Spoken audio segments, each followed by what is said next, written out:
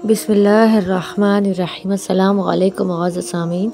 ईसाइयों का वफ़द जब गरनाता पहुंचा तो क्या देखता है, एक बच्चा हाथ में तीर कमान लेकर खड़ा है और उदास है। पूछने पर पता चला कि अब मैं तीर के साथ उड़ते हुए परिंदों को शिकार करते करते बोर हो गया हूँ। अब मेरा मशगला तीर के साथ दरिया में मौजूद मछली का शिकार करना है। ईसाई वफ़द सुनकर दंग रह गया कि जिस कौम का बच्चा इतना अच्छा तीरंदाज है वो कौम मैदान जंग में शिकस्त नहीं खा सकती।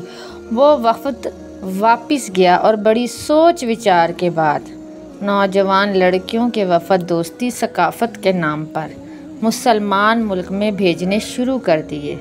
कुछ अरसा गुजरा, इस बेहयाई ने काम कर दिखाया और मुसलमानों की गैरत को दीमक की तरह चाट लिया। अब वही ईसाई वफ़द दोबारा आया, साहिल समंदर पर उतरा तो क्या देखता है, एक नौजवान उदास होकर सर झुकाए बैठा हुआ था।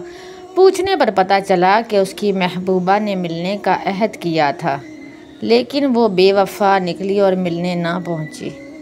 ईसाई वफ़द समझ गया अब ये टूटे दिल नाकाम आशिक तलवार का बोझ नहीं उठा सकते। उन्होंने मुसलमानों से जंग की और गरनाता से उनका नामो निशान मिटा कर रख दिया।